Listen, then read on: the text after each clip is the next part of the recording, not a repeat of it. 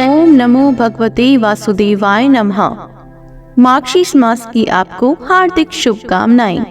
आज इस वीडियो में हम आपको मार्गशीर्ष मास महात्म्य का चौथा अध्याय सुनाएंगे। ब्रह्मा जी कहने लगे कि हे केशव, जिसने शरीर को तप्त चक्र से चिन्हित किया है और गुरु से मंत्र की दीक्षा ली है तथा कमल और तुलसी की माला को धारण किया है, उसको क्या फल मिलता है, सो आप कृपा करके कहिए। भगवान कहने लगे, जो द्विज तुलसी काष्ठ की माला को धारण करता है वह चाहे अपवित्र आचार भ्रष्ट हो पर मुझे प्राप्त होता है, इसमें कोई संशय नहीं है। आंवला तथा तुलसी काष्ठ की माला जिसके कंठ में दिखाई देती है वह निश्चय ही भगवत भक्त है। जो तुलसी दल की माला विशेषकर मेरे गले से उतरी हुई धारण करता है वह देवताओं से भी नमस्कार के योग्य हो जाता है। तुलसी दल की माला तथा आंवले के फल की माला पापी पुरुषों को भी मुक्ति की दाता है। फिर मेरे सेवकों का तो कहना ही क्या है, उनको तो अवश्य मुक्ति मिलती ही है। जो मेरी उतरी हुई तुलसी काष्ठ की माला धारण करता है उसको उस माला के प्रत्येक पत्र में 10-10 अश्वमेध यज्ञ का फल मिलता है। हे वत्स, जो तुलसी काष्ठ की माला धारण करता है मैं उसको प्रतिदिन द्वारका वास का फल देता हूँ। जो भक्ति से तुलसी काष्ठ की माला मुझको अर्पण करके धारण करता है वह मनुष्य निष्पाप हो जाता है। जो तुलसी की माला धारण करता है मैं उस पर सदैव प्रसन्न रहता हूँ। वह मुझको अपने प्राणों से भी अधिक प्रिय है। न उसका कोई अशौच है और न ही प्रायश्चित। जिस मनुष्य के बाहों, सिर, हाथ और शरीर में तुलसी काष्ठ का आभूषण है वही मेरा प्रिय है। जो तुलसी काष्ठ की माला पहनकर पितरों के निमित्त अथवा देवताओं के निमित्त दान आदि करता है उसका कोटि गुना फल मिलता है। तुलसी काष्ठ की माला को देखकर यमराज के दूत ऐसे दूर से ही भाग जाते हैं जैसे वायु के वेग से पत्र कहीं का कहीं चला जाता है। जिसके घर में से तुलसी काष्ठ अथवा तुलसी पत्र सूखा या गीला किसी प्रकार का होता है उसमें इस कलयुग के समय में भी किसी प्रकार के पाप का संभव नहीं होता। जो तुलसी काष्ठ की माला पहनकर इस पृथ्वी पर भ्रमण करता है उसको दुस्वप्न, दुष्ट निमित्त और शत्रु से भी भय नहीं होता। जो पापी माला को धारण नहीं करते उनका कभी नरक से भी उद्धार नहीं होता, क्योंकि वह मेरे कोप रूपी अग्नि से जल जाते हैं। इस कारण यत्न के साथ तुलसी काष्ठ की, कमल की या आंवले की माला धारण करनी चाहिए। पूर्वोक्त उधर्व पुंड आदि चिन्हों को धारण कर तुलसी वृक्ष के पास बैठकर हाथ में कुशा लेकर मेरा स्मरण करता हुआ संध्योपासन आदि कर्म करना चाहिए। मेरा भक्त संध्योपासन करके मेरा पूजन करे। यदि गुरु उस जगह पर हो तो पहले गुरु के पास जाकर उनको नमस्कार करें। कुछ भेंट आदि गुरु की अर्पण करके चित्त से दंडवत नमस्कार करें।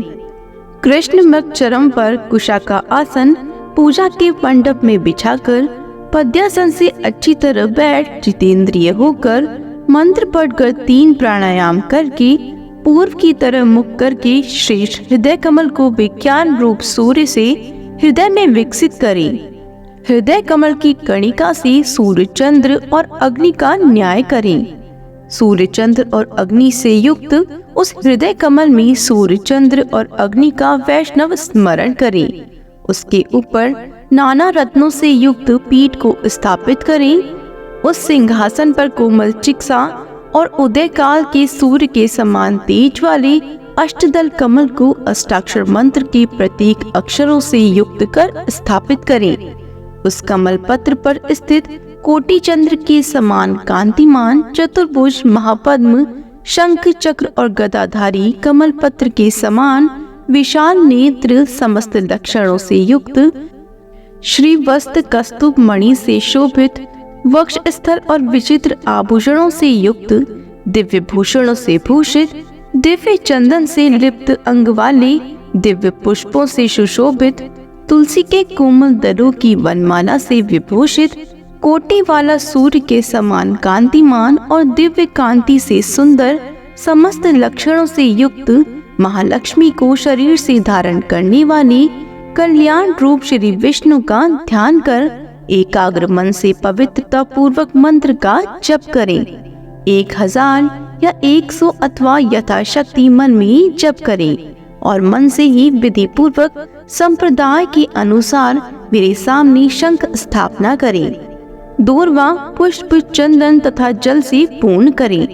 अपने दक्षिण भाग में गंध पुष्प का पात्र स्थापित करें और वाम भाग में वस्त्र से छना हुआ सुगंधित जल से पूर्ण घट को स्थापित कर मेरे सम्मुख घंटा तथा चारों दिशाओं में दीपक स्थापित तथा पूजा की सब सामग्री यथोचित स्थापित करें तथा अर्घ, पाद, आचमन और मधुपर्क के पात्र रखें।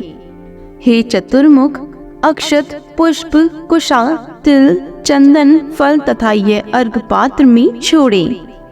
हे पत्र, दुर्वा, गंगा जल तथा कमल पुष्पों को मेरी प्रसन्नता के लिए पाद्य पात्र में छोड़ें।